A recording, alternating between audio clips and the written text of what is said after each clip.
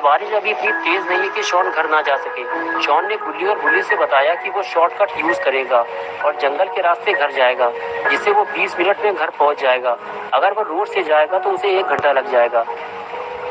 गुल्ली ने कहा, शॉन तुम जिस जंगल की बात कर रहे हो, तुम्हें पता है ना, सूरज डूबने के बाद वहाँ कोई नहीं जाता। गुल्ली बोला, शॉन तुम कल सुबह घर चले जाना, हम भी तुम्हारे साथ चलेंगे।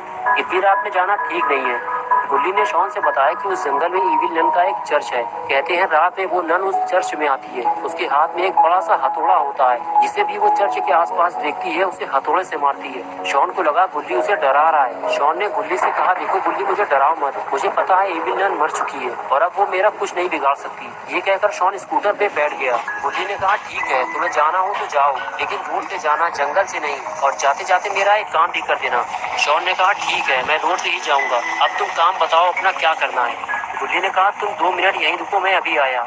ये कहकर गुल्ली घर के अंदर चला गया और गुल्ली आकर स्कूटर में बैठ गया और कहने लगा, मैं और गुल्ली कल तुम्हारे घर आएंगे शॉन। और तभी गुल्ली घर से बाहर आ गया और शॉन के पास जाकर बोला, 2 दिन से कूड़ा लेने वाली नहीं आई है शॉन, तुम इसे ले जाकर कूड़ेदान में डाल देना।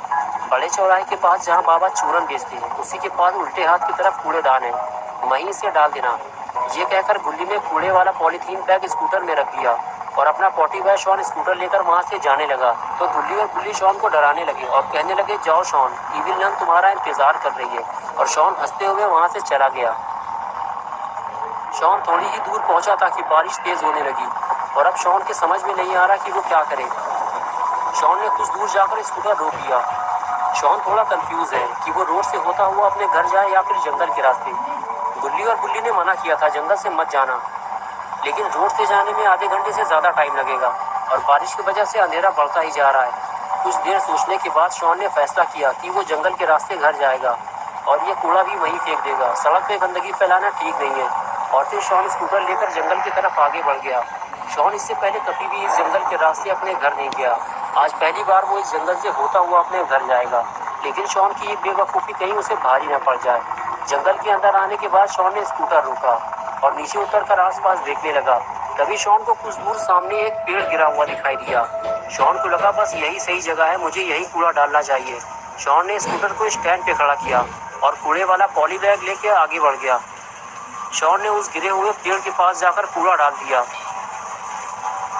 लेकिन तभी शॉन को वहाँ कुछ हलचल महसूस हुई। शॉन को ऐसे लगा जैसे उसके साथ वहाँ कोई और भी मौजूद है, लेकिन दिखाई तो कोई भी नहीं दे रहा। शॉन को लगा कहीं कोई जानवर तो आसपास नहीं है। शॉन ने जल्दी से टॉर्च निकाली और आगे बढ़कर देखने लगा, लेकिन चारों तरफ देखने के बाद भी शॉन को कोई जानवर दिखाई नहीं दिया। लेकिन फिर वो आवाज़ कैसी थी? शॉन ये सब सोच ही रहा था कि तभी किसी चीज़ की आवाज़ ने शॉन को डरा दिया। शॉन ने जब पलट कर देखा तो उसका स्कूटर गिरा हुआ था। किसी ने उसका स्कूटर गिरा दिया था। शॉन स्कूटर के पास जाकर बोला, कौन है यहाँ, किसने मेरा स्कूटर गिराया है? तुम जो भी हो, मैं तुम्हारी इन छोटी मोटी हरकतों से डरने वाला नहीं हूँ। लेकिन शॉन को जब इन सवालों का कोई जवाब नहीं मिला तो शॉन ने वहाँ से निकलना ही बेहतर समझा। शॉन अब इस जंगल के रास्ते अपने घर नहीं जाना चाहता। वो रोड से होते हुए घर जाएगा, लेकिन अब एक नई मुसीबत आ गई है। ये स्कूटर अब स्टार्ट नहीं हो रहा। गुल्ली का ये स्कूटर काफ़ी पुराना हो गया है। गुल्ली को अब इसे बेच देना चाहिए। शॉन की लाख कोशिशों के बाद भी जब स्कूटर स्टार्ट नहीं हुआ तो शॉन ने उसे खड़ा करना ही बेहतर समझा। लगता है आज की रात शॉन को इसी जंगल में गुजारनी पड़ेगी। इस जंगल में बहुत अंधेरा है और पॉटी बॉय शॉन बिल्कुल अकेला है। शॉन को अब डर लगने लगा है। बारिश काफ़ी तेज़ है और शॉन काफ़ी देर से भीग रहा है। उसे अपना सर छुपाने के लिए कोई जगह ढूंढनी होगी, वरना शॉन बीमार पड़ सकता है। इसलिए वो जंगल की तरफ आगे बढ़ने लगा। शॉन जिधर भी टॉर्च मारकर देखता, बस उसे छोटे बड़े पेड़ दिखाई दे रहे थे। बारिश में पेड़ के नीचे खड़े होना खतरे से खाली नहीं है। शॉन को कोई और जगह ढूंढनी होगी। शॉन को हर वक्त ऐसा महसूस हो रहा था जैसे वो इस जंगल में अकेला नहीं है, उसके साथ कोई और भी है। जंगल की खौफनाक आवाज़ें शॉन को और ज़्यादा डरा रही थी।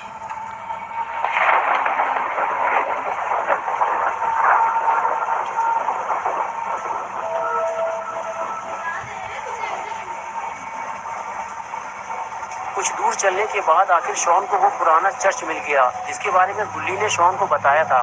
शॉन अंदर जाकर उस चर्च को देखने लगा। उस चर्च को देखकर ही ऐसा लग रहा था कि वो कोई नॉर्मल चर्च नहीं है। उसके चारों तरफ कब्रें बनी हुई थी, या यूँ कहें कि कब्रिस्तान के बीच में एक छोटा सा चर्च बना हुआ था। पूरे जंगल में बस यही एक ऐसी जगह थी जहाँ शॉन भीगे बिना पूरी रात गुजार सकता था। शॉन अंदर जाकर चर्च को देखना चाहता था, लेकिन चर्च के दरवाजे इस तरह बंद किए गए थे कि कोई अंदर ना जा सके। शॉन आसपास की जगह और कब्रों को टॉर्च मारकर देखने लगा कि इस जगह रात गुजारना ठीक रहेगा या नहीं। और फिर तभी शॉन को गुल्ली और गुल्ली की सारी बातें याद आने लगी। गुल्ली ने शॉन को बताया था कि इस जंगल में एक चर्च है जो कि इविल नन का है और वो रात में वहाँ आती है। शॉन को अब डर लगने लगा है, कहीं गुल्ली की कही हुई बात सच ना हो जाए। शॉन अब कोई नई मुसीबत में नहीं फंसना चाहता, इसलिए वो यहाँ से जा रहा है। ये जगह कुछ ठीक नहीं लग रही। शॉन को रात गुजारने के लिए कोई और जगह ढूंढनी होगी।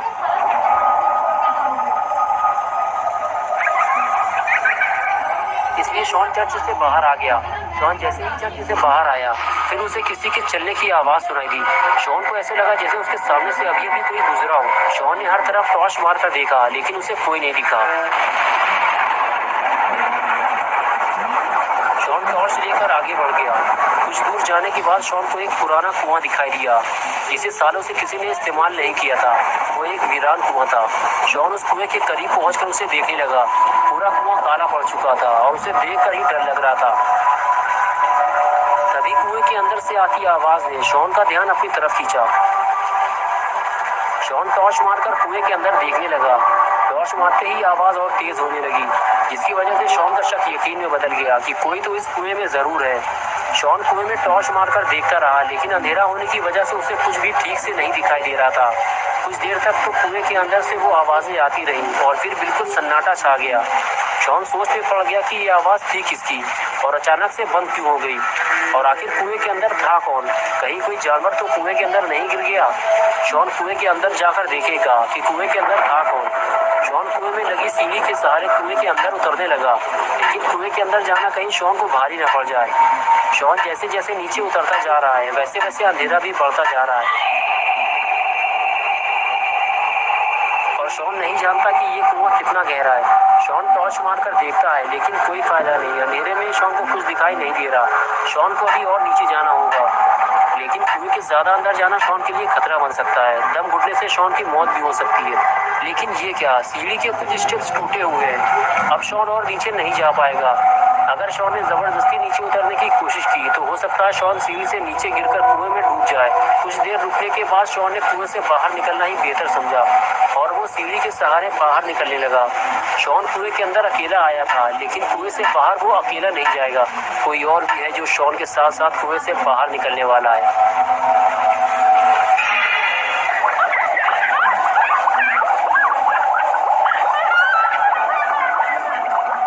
शॉन अभी इस बात से बेखबर है कि उसने कुएं के अंदर जाकर कितनी बड़ी गलती कर दी है और एक बहुत बड़ी मुसीबत वो अपने साथ साथ कुएं से बाहर ले आया है। लेकिन कुएं से बाहर आने के बाद शॉन का डर अब दूर होने लगा है, क्योंकि कुएं के अंदर उसे कोई नहीं मिला और इस जंगल में भी उसे कोई नहीं मिला। लोगों ने इस जंगल के बारे में झूठी अफवाहें फैला रखी है।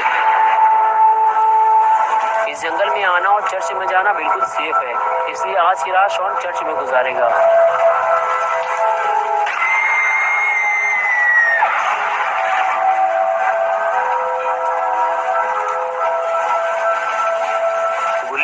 जितनी भी बातें इस जंगल के बारे में शॉन को बताई थी, वो सब झूठ निकली।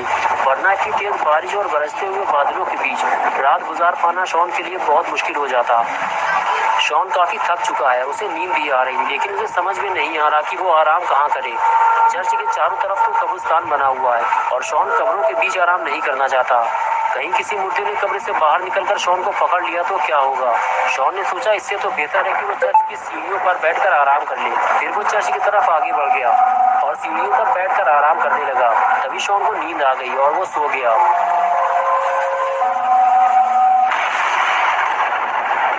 और तभी एक जोरदार बिजली चमकी और सारा माहौल बदल गया। चर्च में बिल्कुल अंधेरा हो गया और क्रॉस का निशान उल्टा हो गया। लगता है इविल नन के आने का वक्त हो गया है, लेकिन अपना पॉटी बॉय शॉन गलत वक्त पर सो गया है। तो दोस्तों, क्या होगा जब इविल नन शॉन को चर्च की सीढ़ियों पर सोता हुआ देखेगी? ये हम देखेंगे पार्ट 2 में 17 मई को संडे सुबह 8 बजे। दोस्तों, अगर आप पार्ट 2 देखना चाहते हैं तो इस वीडियो को लाइक करें, चैनल को सब्सक्राइब करना और बेल आइकॉन प्रेस करके ऑल नोटिफिकेशन ऑन करना ना भूलें।